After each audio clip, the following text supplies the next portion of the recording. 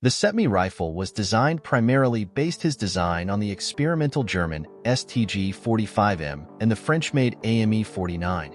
The StG 45 used a roller-delayed blowback mechanism somewhat similar to the roller locking system allegedly patented by Edward Stecke in the 1930s in Poland and used in the MG 42.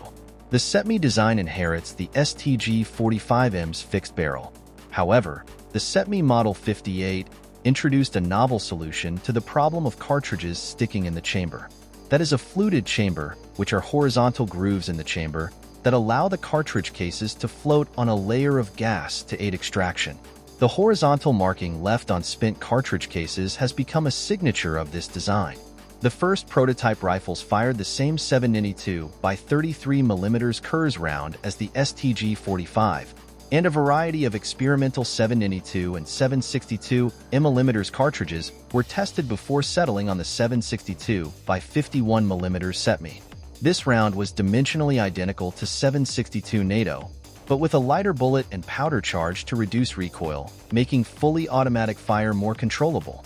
Due to feedback from Heckler & Koch, the production rifle was chambered for the more powerful 7.62 NATO. The Model B went on to be the foundation of the widely deployed Heckler & Koch G3 battle rifle. Production of the rifle began in Spain in 1957. The CETME series of battle rifles were manufactured in 4 basic models, the A, B, C, and E models.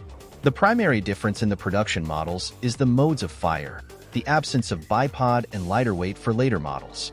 The Model C was a lightweight version that was chambered for the 7.62 NATO round and had wooden forestocks. The Model C is virtually identical to the Model B.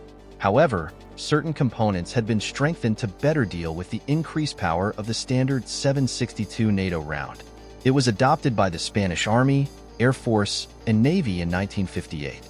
This model in video has a telescopic sight. Designed by Ludwig Vorgrummler, 1912 to 1983.